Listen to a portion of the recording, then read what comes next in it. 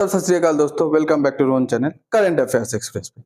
तो guys, Trump का तो हर दिन इंसल्ट होता ही रहता है, हर दिन इसका मजाक बनाया जाता है। खुद के कंट्री वाले, बाहर के कंट्री वाले, खुद के देश का मीडिया, बाहर का फॉरेन मीडिया मजाक बना रहे। तो इसके हिसाब से ट्रम्प हमेशा सोचता था पूरे दुनिया मेरी बात, यूएसए की बात सुन के चलेगा। आज के डेट पे यूएसए को कोई मानता नहीं है, कोई उसका बात सुनता भी नहीं। तो यूएसए हमेशा सोचा था कि यूक्रेन, एटलीस्ट यूक्रेन की वजह से, यूक्रेन रशिया वॉर की वजह से यूरोप मेरी बात सुन के चलेगा।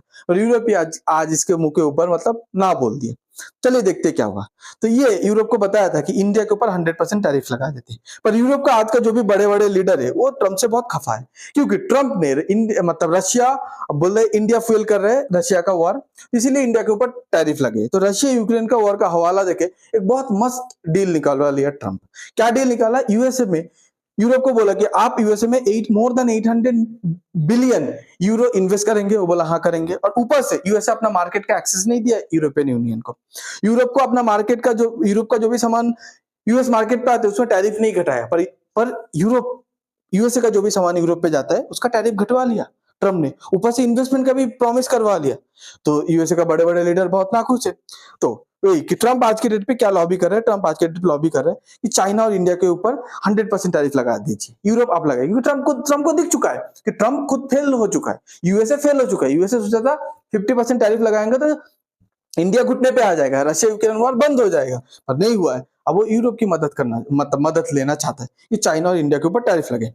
पर यूरोप ने यूएसए का बात डायरेक्ट रिजेक्ट कर दिया, मुंह पे बोल दिया हम लोग 100% टैरिफ नहीं लगाएंगे रशियन ऑयल के लिए, क्योंकि हम लोग को इंडिया को चाहिए, हम लोग को चाइना की जरूरत है।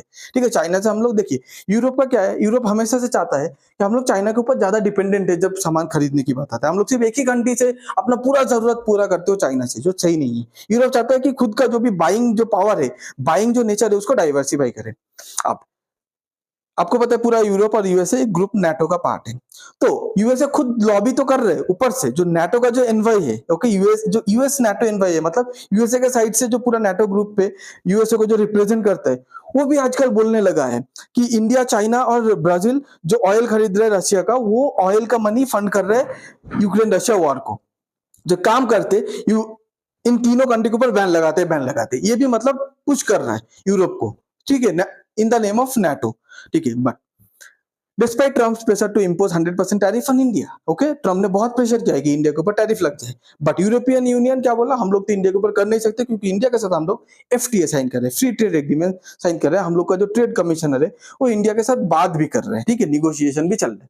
अब यूएसए इंडिया का मार्केट खो चुका है, क्योंकि टैरिफ सेटलमेंट नहीं हुआ, इतना झगड़ा है, ये है, तो इंडिया यूएसए को ज्यादा प्रेफरेंस नहीं देता जब मार्केट की बात आता है, जब बिजनेस की बात आता है। तो यूरोप देख रहा है ये बहुत बड़े अपॉर्चुनिटी है। यूएस ने जो वॉइड, जो एम्प्टी फील करके रखा है, यूएसए का जो एक एम्प्टीनेस बन गया इंडियन मार्केट पे, अब वो एम्प्टीनेस यूरोप खुद फील करना चाहता है। तो इसीलिए चाहते हैं यूरोप इंडिया के साथ अच्छा रिलेशन बने, क्योंकि यूरोप को पता है इंडिया पूरे दुनिया का सबसे बड़ा लार्जेस्ट कंज्यूमर है, ओके, बाइंग मार्केट है।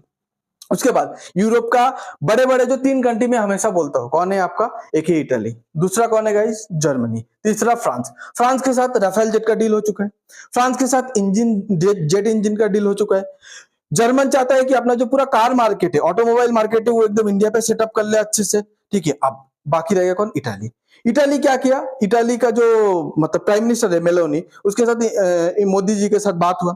यूरोप और इंडिया का, यूरोपियन यूनियन और इंडिया का जो ट्रेड डील है उसके बारे में बात हुआ। IMac, India middle east economic corridor, जो यूरोप के लिए एक महत्वाकांक्षी प्रोजेक्ट है, इटाली के लिए और भी इंपॉर्टेंट है, क्योंकि इटाली रिसेंटली बीआरआई, चाइना का जो बीआरआई को छोड़ा है, तो उनको एक ऑल्टरनेटिव चाहिए, जो वो आईमैक पे ऑल्टरनेटिव देख रहा है, जिसका लीडर कौन होने वाला है? मेजर स्टेक होल्डर इंडिया होने वाला है। और उसके बाद यूक्रेन क्राइसिस को लेकर भी इटली बात किया। तो ऑब्वियसली यूरोप पे जो ये 3 कंट्री है, मेजर कंट्री, जो यूरोपियन यूनियन पे एकदम दादा बन के बैठे रहते हैं, ओके, बॉस बन के बैठे रहते हैं, ये तीनों इंडिया के साथ है। तो यूरोपियन यूनियन पे और कौन इसके खिलाफ जाएगा? आज के डेट पे यूरोप और भी ये सब नहीं कर सकता, क्योंकि यूरोप देख चुका है कि ट्रम्प ने बोला मैं पुतिन को शांत कर दूंगा, मैं वॉर को एंड कर दूंगा, पर ट्रम्प करा नहीं पाए। तो इनको पता है अगर कोई इधर करा पाएगा तो मोदी जी पुतिन को शांत करा पाएगा, क्योंकि मोदी जी का पुतिन के साथ जो रिलेशन है, जो क्लोजनेस है, जो दोस्ती है, वो एससीओ में देख चुका है। लिटरली पुतिन जैसे लीडर मोदी जी के लिए 10 मिनट वेट करती कि मोदी जी कब आएंगे, तब मेरी कार पे मैं और मोदी जी एक साथ जाएंगे, दोनों हाथ पकड़ के, लाइक मियां बीवी की तरह हाथ पकड़ के पूरे मीटिंग पे घूम रहे थे। ये यूरोप ने देखा है कितना क्लोज है। तो यूरोप हमेशा आज की डेट पे उम्मीद लगा के रखा है कि अगर पुतिन को कोई समझा के ये युद्ध खत्म करवा पाएगा, वो तो मोदी जी ही है। अब जो आपको बता रहा था, यूरोप आज के डेट पे मान लीजिए यूरोप को अगर 100 प्रोडक्ट की जरूरत है, 100 सामान की जरूरत है, तो 98 प्रोडक्ट वो चाइना से खरीदता है। तो यूरोप सोच रहा है अगर मान लीजिए चाइना कल बोला कि हम लोग सप्लाई करना बंद कर देंगे, तो यूएसए का तो मार्केट, सॉरी यूरोप का तो मार्केट कोलैप्स कर जाएगा। तो इसीलिए यूरोप बोला कि हम लोग चाइना के साथ ट्रेड करेंगे पर ओवर डिपेंडेंट नहीं रहेंगे। तो चाइना +1 का स्ट्रेटेजी फॉलो करना चाहता है। अब चाइना छोड़ के उसके पास एक ही ऑल्टरनेटिव बचता है जो चाइना लेवल का है, वो है इंडिया।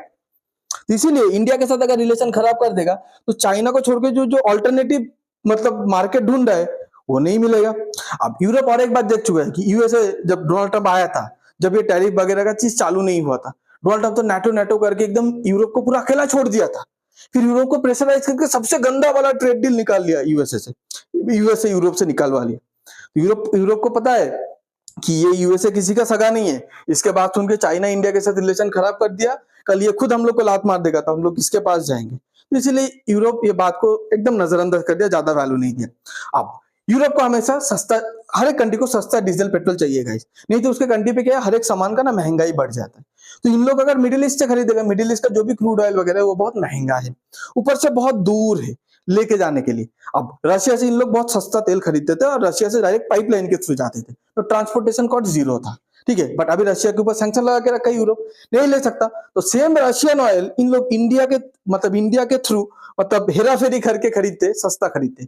इन लोग सोचा अगर टैरिफ लगाएंगे तो वो ऑयल पे भी टैरिफ लग जाएगा, हम लोग को खुद को लगाना पड़ेगा। अब वो ऑयल को टैरिफ लगाएंगे तो हम लोग के लिए ऑयल भी महंगा हो जाएगा, और ये यूरोप का इकोनॉमी पहले जैसे उतना स्ट्रांग नहीं है, ऊपर से ऑयल भी महंगा हो जाएगा तो इन्फ्लेशन और बढ़ जाएगा, जनता सड़क पे आ जाएगा, पब्लिक सड़क पे आ जाएगा, प्रोटेस्ट करेगा। इसीलिए यूरोप बोला है कि नहीं भाई ट्रम्प भाई, तुमको जो करना है चाचा तुम करो, हम लोग अपना पॉलिसी खुद बना के चलते हैं। आपको अगर ये वीडियो अच्छा लगता है तो please like share and subscribe. आप क्या सोचते हैं कि फाइनली यूरोप ट्रम्प के प्रेशर पे क्या झुक जाएगा, या यूरोप ऐसे अपना खुद का मतलब फॉरेन इंडिपेंडेंट पॉलिसी लेके अड़ा रहेगा? कमेंट पे बता सकते हैं। Thanks for being here, your time really matters, God bless you.